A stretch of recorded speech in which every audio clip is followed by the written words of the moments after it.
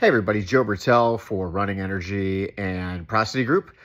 Welcome to Friday. Hope everyone has gotten their miles run and is feeling good. I got 10 miles done in the pre-dawn hours today and have a 20-miler long run on Sunday to look forward to. So we're in the middle of it. Wanted to address some of the comments from Sam Altman last Thursday that are making the rounds and obviously had somewhat of an effect in the market this week regarding artificial intelligence.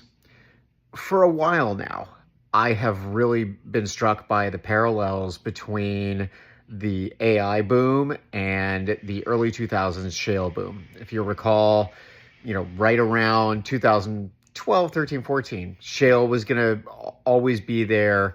The price was always going to be up. Happy days were always going to be here. We know what happened around Thanksgiving of 2015. And obviously, people are also going to be pointing out the dot-com crash in 2000. So, a couple of things. First of all, it's inevitable it's going to slow down. That's how these things go. If for no other reason, then there are years-long infrastructure pieces that have to be put in place on the energy side, whether nuclear, geothermal, etc., that are going to take years to work in. Number two, the technology has to sort of integrate. The MIT study that came out this week was unsurprising, mirrored some of the data that we saw from a client last year that said that over 70%, I think, of senior executives in oil and gas didn't like AI or what it had done for their systems so far.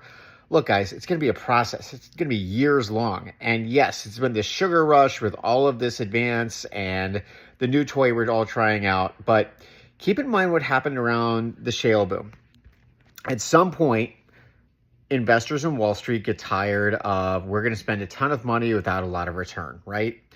Watch for companies that immediately start pivoting to an emphasis on cash return, an emphasis on efficiency, and an emphasis on shareholder value. That's where the oil and gas industry won back Wall Street post shale crash.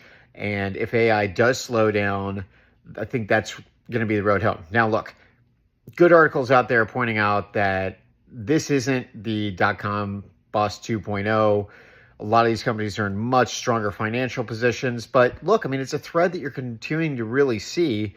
A couple of Wall Street Journal articles about it a couple of weeks ago about, hey, concern about some of these companies suddenly having to operate physical assets, concerns about cash flow going down and adjusting guidance that way.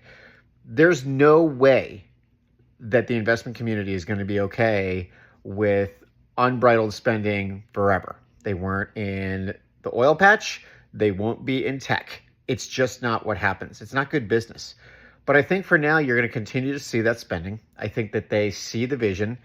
I think that the power element of it is going to continue to play. But yeah, is there going to be a slowdown? Count on it. It's just the way these things go. But we're sitting here 10 years after the 2015 crash, and Chevron just announced last earnings that they're pumping 1 million barrels a day out of the Permian, to say nothing of, look at how many companies got invented post dot-com crash. So nothing to worry about. Stay the course, 1,000 points of light, and go get your runs done. Have a great weekend.